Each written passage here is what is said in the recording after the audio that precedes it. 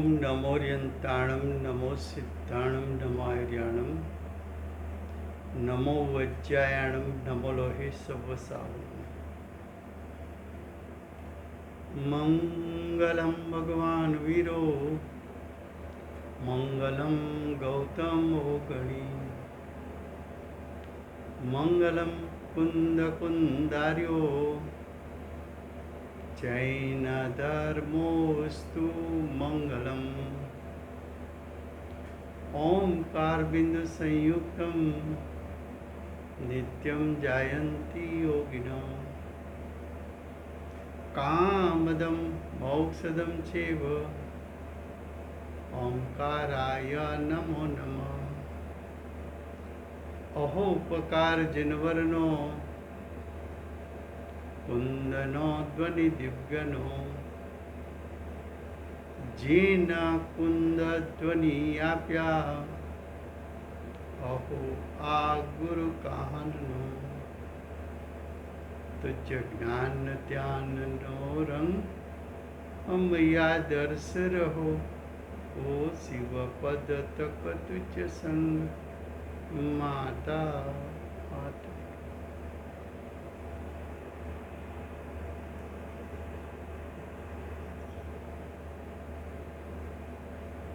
आ अष्टपाहुर नामનું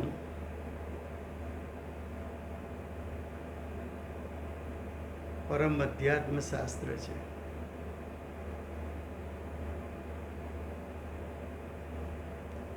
ભગવત કુંકુંદાચાર્ય દેવ પ્રથમ પાહુડ દર્શન પાહુડની રચના કરી છે.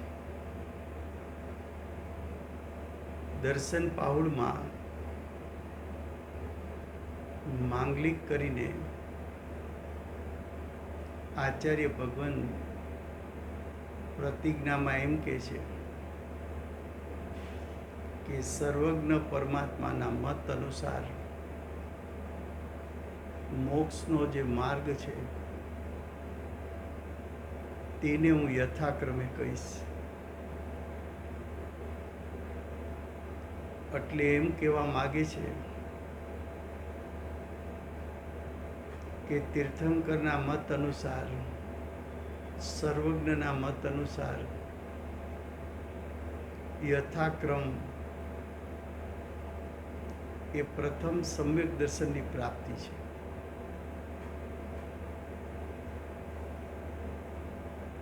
આચાર્ય ભગવાન આ અધિકારમાં સમ્યક દર્શનનું સ્વરૂપ સમ્યક દર્શનનો મહિમા સમજાવે છે. સમ્યક દર્શનનો મહિમા કહેતા આચાર્ય ભગવાન એમ કહે છે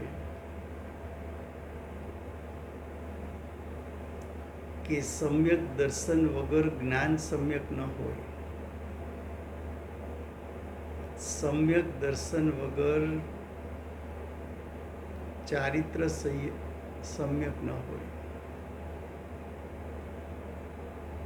ચારિત્ર દશાની વાત 26 ગાથામાં આચાર્ય ભગવાન કહેતા એમ કહે છે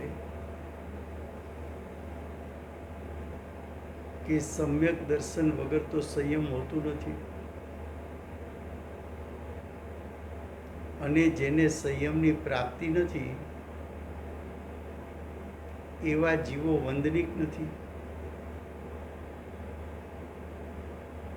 એ વાત સમજાવવા માટે આચાર્ય ભગવાન ત્યાં સુધી કહે છે કે તે 363 પાખંડ મત છોડ્યા,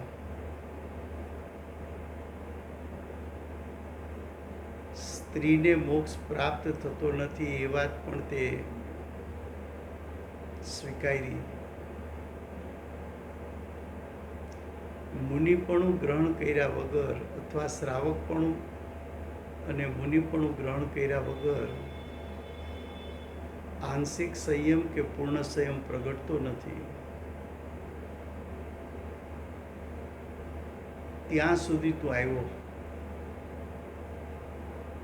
પણ તે સમ્યક દર્શન જ્ઞાન, ચારિત્ર એટલે કે નિર્વિકલ્પ દશા, એટલે કે આત્માની અનુભૂતિ,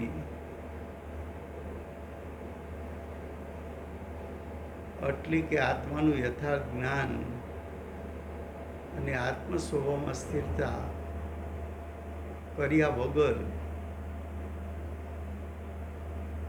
શ્રાવકપણામાં 5 અણુવ્રત, 3 ગુણવ્રત, 4 શિક્ષાવ્રત ગ્રહણ કરીને બાહ્ય આચરણ કર્યું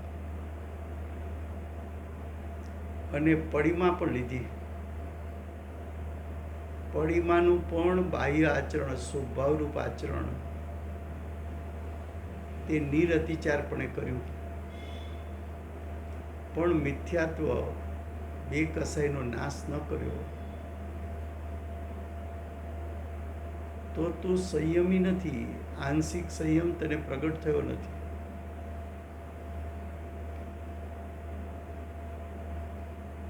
મિથ્યાત્વ પૂર્વક 3 કસાઈનો ત્યાગ કરીને સમ્યક દર્શન જ્ઞાન સહિત સકલ ચારિત્ર એવા અંતરંગ વિતરાગ પરિણામ તે પ્રગટ કર્યા નથી, તો તું મુનિ પણ નથી. ભલે તું નિરતિચારપણે 28 મૂળગુણનું પાલન કરતો હો, વન જંગલમાં રહેતો હો, પણ તારું મુનિપણું યથાર્થ નથી, તારો સંયમ યથાર્થ નથી, તારો સંયમ સમ્યક દર્શન સમ્યક જ્ઞાન સહિતનો નથી.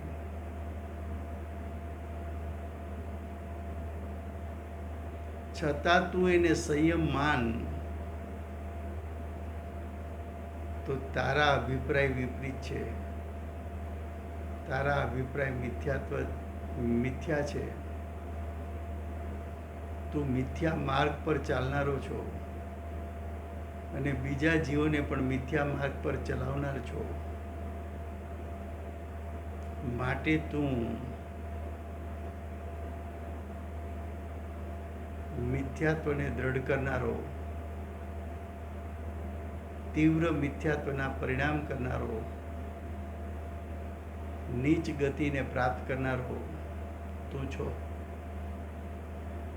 એ વાતને સમજાવવા માટે જો ગાથા 26માં આગળ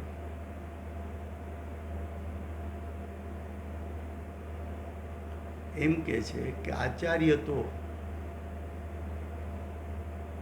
26 ગાથાનો ભાવાર્થ છે. ઉપરથી લગભગ 7મી લાઈન છે. આચાર્ય તો બાહ્ય, અભ્યંતર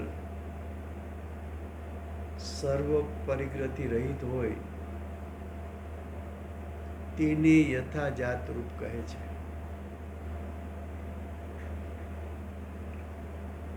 બાહ્ય કહેતા 10 પ્રકારના પરિગ્રહનો ત્યાગ હોય, બાહ્ય કહેતા 13 પ્રકારનું ચારિત્ર સ્વભાવરૂપ પણ પાલન હોય, અને અભ્યંતર કહેતા મિથ્યાત્વ અને 3 કસાઈનો અભાવ હોય, અભ્યંતર કહેતા સમ્યક દર્શન જ્ઞાન સહિત સકલ ચારિત્ર પ્રગટ થયું હોય,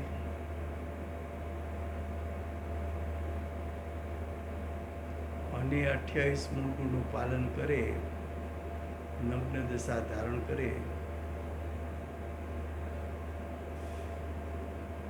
તો એ મુનિનું યથાર્થ સ્વરૂપ કહેવાય. હવે કે છે અભ્યંતર બાહ્ય સંયમના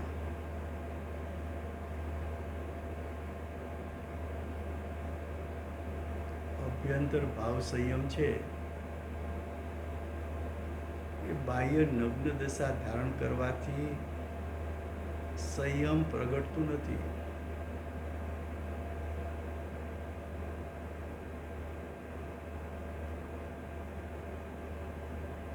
હવે આગળ કહે છે, અહીં કોઈ પૂછે કે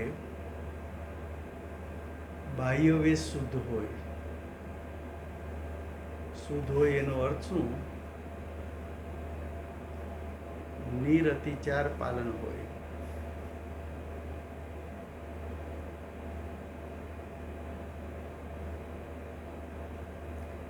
નિરતિચાર એટલે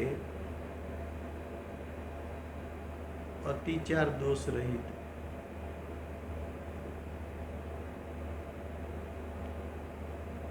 અતિચાર દોષ રહિત સ્વભાવ હોય. નિર્દોષ દોષ રહિત, અતિચાર દોષ રહિત પાલન કરવા વાળાને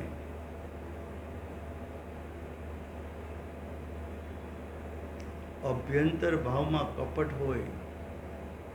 કપટ કોને કીધું? કપટ કોને કીધું? તો કે અંતરંગ દશામાં સંયમ નથી અને બાહ્ય દશા સંયમવાળી દર્શાવી. શું કહ્યું? કપટ કોને કહેવાય? કપટ માયાચાર. અંતરંગના ભાવ અને બાહ્યનું આચરણ બંને વચ્ચે સુમેળ હોવો જોઈએ. એવો સુમેળ ન હોય તો કપટ કહેવાય. તો શું કહેવાય? કપટ કહેવાય.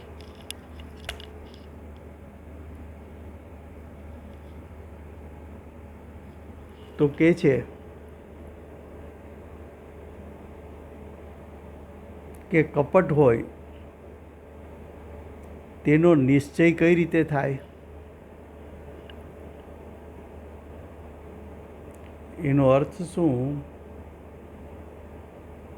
કે આ સાચા ભાવલિંગી મુનિ છે કે માત્ર દ્રવ્યલિંગી મુનિ છે, એનો નિર્ણય કેમ કરવો?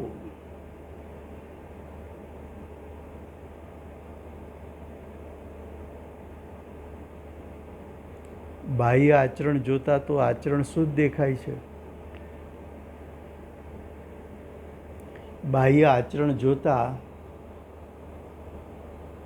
ક્યાંય અતિચારનો દોષ તો જણાતો નથી.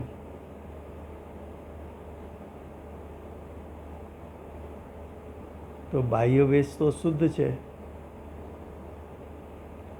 નિર્દોષ છે.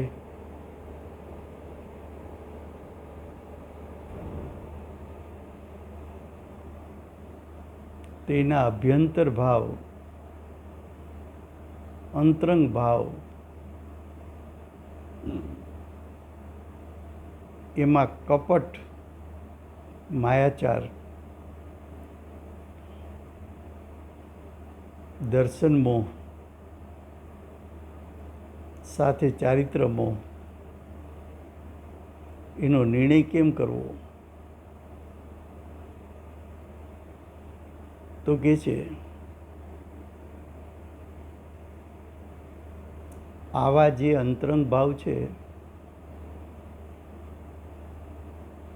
તો આત્મા અરૂપી, એના ભાવો અરૂપી,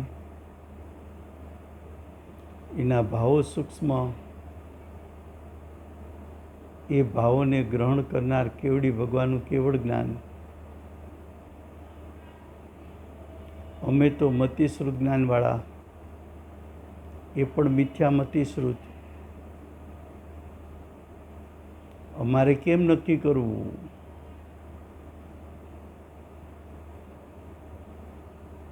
આવા દ્રવ્યલિંગી મુનિના ભાવમાં મિથ્યાત્વ પડ્યું છે, એનો યથાર્થ નિર્ણય અમારે કેમ કરવો?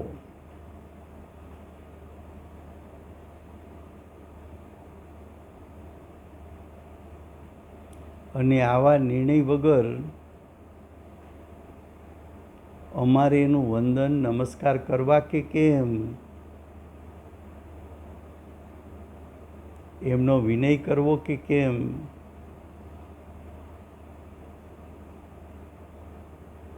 એવા મુનિ પધારે તો અમારે એની આગતા સ્વાગતા કરવી કે કેમ? અમારે એને મુનિ સમજીને વંદન કરવું કે કેમ?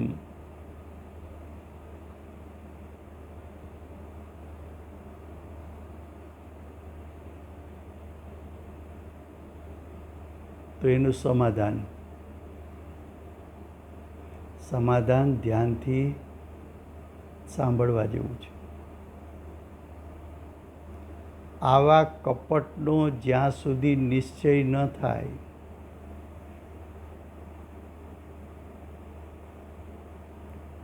આ મુનિ ભાવલિંગ પૂર્વક દ્રવ્યલિંગ છે કે માત્ર દ્રવ્યલિંગ છે, એવો સાચો નિર્ણય ન થાય ત્યાં સુધી બાહ્ય આચાર શુદ્ધ જોઈને,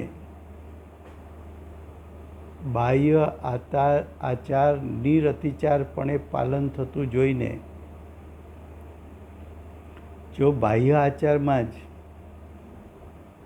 ખામી હોય, સ્પષ્ટ દેખાતી હોય,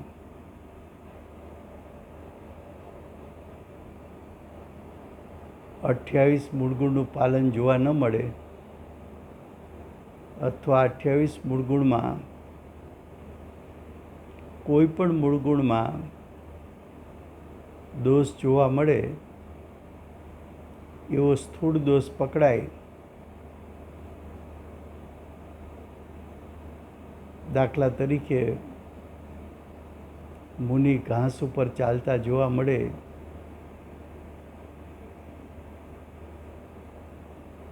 મુનિ 10 પરિગ્રહમાંથી કોઈ પણ પ્રકારનો પરિગ્રહ રાખે,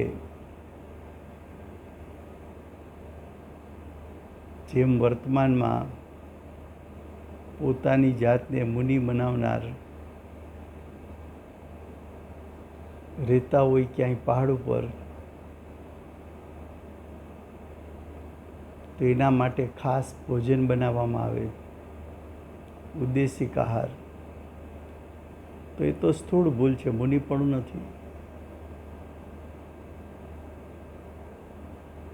અત્યારના જમાના પ્રમાણે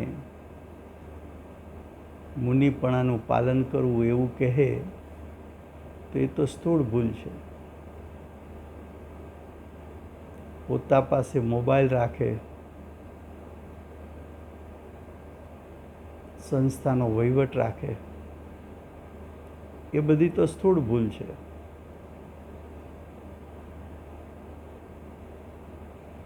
એવી સ્થૂળ ભૂલ જોવા મળે તો બાહ્ય આચરણ પણ દોષયુક્ત હોવાથી અંતરંગ ભાવ તો દોષયુક્ત છે જ, પણ બાહ્યમાં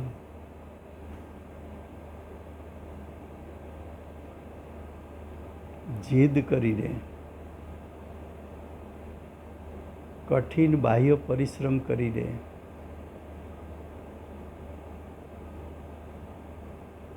સહનશીલતા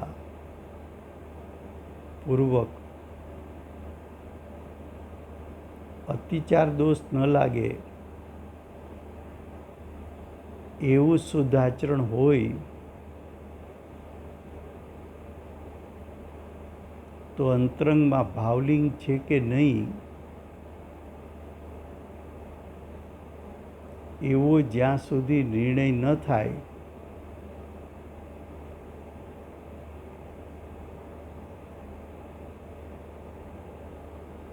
તો આચાર શુદ્ધ જોઈને વંદન કરે તો દોષ નથી. દોષ કેમ નથી? તો કે અંતરંગમાં ભાવ એવો છે કે અતિચાર દોષ દેખાતો નથી, અને સાચા ભાવલિંગી સંત હોય તો મારાથી ભાવલિંગી સંતનું વિનય ચૂકી જવાય, સમ્યક દર્શન જ્ઞાન ચારિત્રની વિરાધના થઈ જાય તો એ તો મોટા મોટો દોષ છે.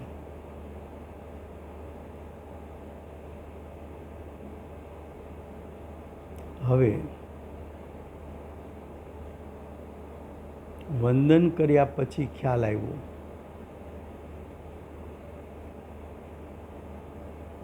એમના કપટ ભાવનો ખ્યાલ આવ્યો. તે જ સમયથી એમના દર્શન ન કરે.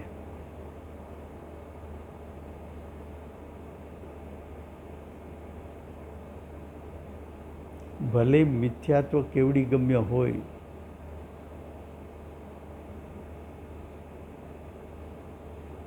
પણ છદ્મસ્ત જીવ એટલે મતિશ્રુત જ્ઞાનવાળો જીવ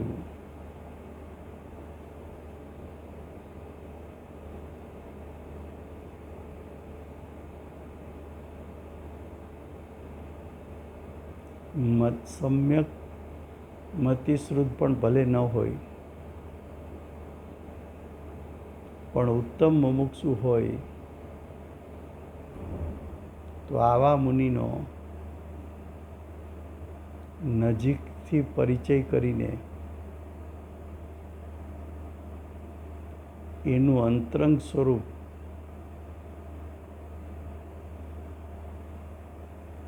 જાણવાની કોશિશ કરે. જેમ કે પૂજ્ય ગુરુદેવ તો સમ્યક દ્રષ્ટિ હતા, પણ સમ્યક દર્શન એ અંતરંગ પરિણામ છે. નક્કી કેમ થાય? પંડિત હિંમતભાઈએ સીધો પ્રશ્ન કર્યો કે સાહેબ, આપ સમ્યક દર્શનની આટલી બધી મહિમા કરો છો, એ શાસ્ત્રના આધારે કરો છો કે અનુભૂતિના આધારે?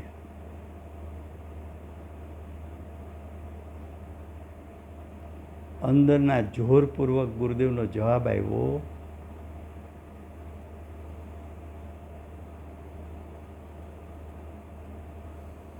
કે આત્મા જુદો પડી ગયો છે,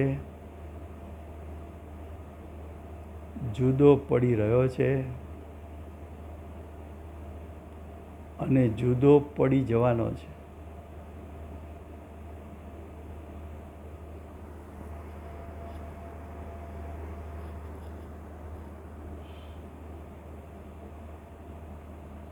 જે અંતરંગ અનુભૂતિપૂર્વક અંદરમાંથી જોર આવ્યું,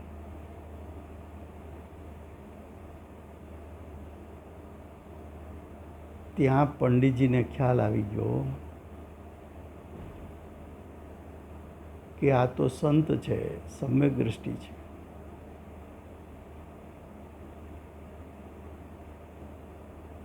બેનશ્રીને સમ્યક દર્શન પ્રાપ્ત થયું,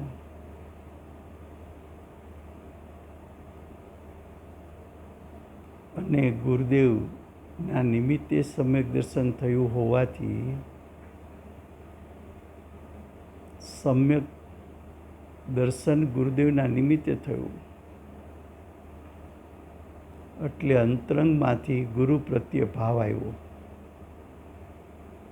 કે ગુરુદેવના પ્રતાપે અમને સમ્યક દર્શન થયું છે, તો ગુરુદેવની વંદના કરવા જઈએ. વંદના કરી પછી અનુભૂતિ ગુરુથી છુપાવાય નહીં, કારણ કે એમના નિમિત્તે થઈ છે. તો ગુરુદેવને કહ્યું કે આપના ઉપકારથી અમને આત્મ સાક્ષાત્કાર થયો છે.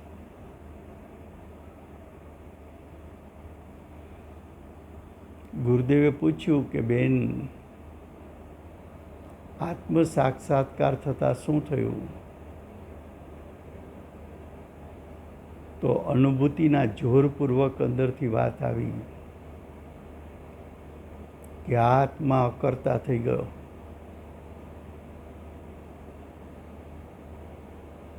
વગેરે ટૂંકમાં માતાજીએ કહ્યું એ શબ્દો, એમાં રહેલું અનુભૂતિનું જોર.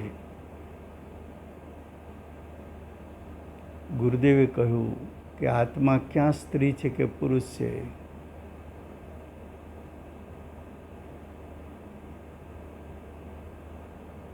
ગુરુદેવે કહ્યું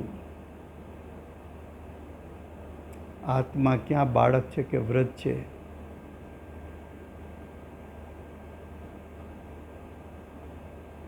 માતાજી સ્ત્રી હતા, તો એમ કે સ્ત્રીને પણ સમ્યક દર્શન થઈ શકે. ઉંમર નાની, 19 વર્ષ.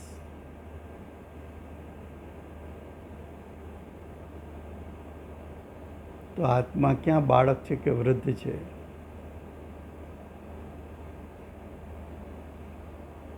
તે જ સમયે મોર મારી કે એમનું સમ્યક દર્શન યથાર્થ છે.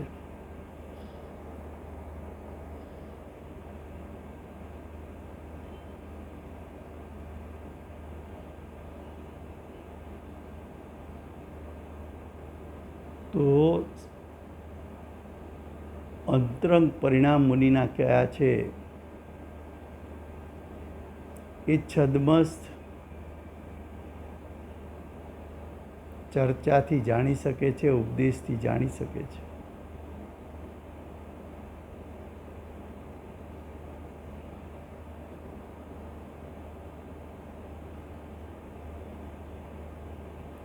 વ્યવહારી જન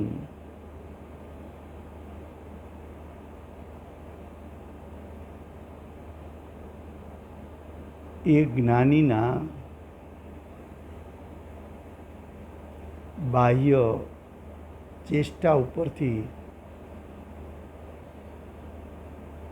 અંતરંગ પરિણામનું માપ કાઢે. જેમ અજ્ઞાનીઓ પણ એમ કે ક્યારેક કે ફલાણી વ્યક્તિ મળવા આવી હતી, પણ એ જે કાંઈ વાત એણે કરી,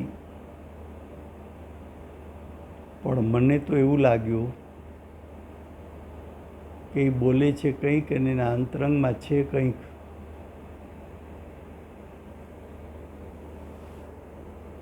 તો ત્યાં લૌકિકમાં અંતરંગમાં કપટ ભર્યું છે, એનો તો નિર્ણય કરી શકે છે. એમ જ્ઞાનીનો નજીકથી પરિચય કરવાથી તો એ નિર્ણય કરી શકે છે. તો આ થઈ ગાથા 26. હવે ગાથા 27. એનું હેડિંગ છે આગળ, એટલે હવે પછીની ગાથામાં તે જ અર્થને, એટલે કે 26 ગાથામાં જે કહ્યું તે જ અર્થને દ્રઢ કરતા કહે છે કે આગલી ગાથામાં એમ કહ્યું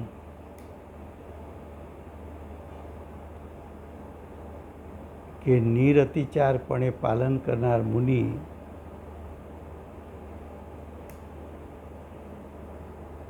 જ્યાં સુધી નિર્ણય ન થાય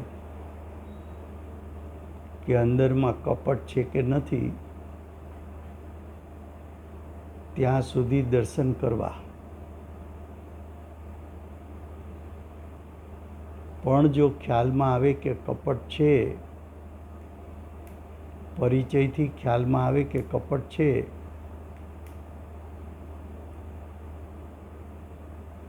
તો વંદન ન કરવું. હવે એ વાતને વિશેષપણે કહે છે.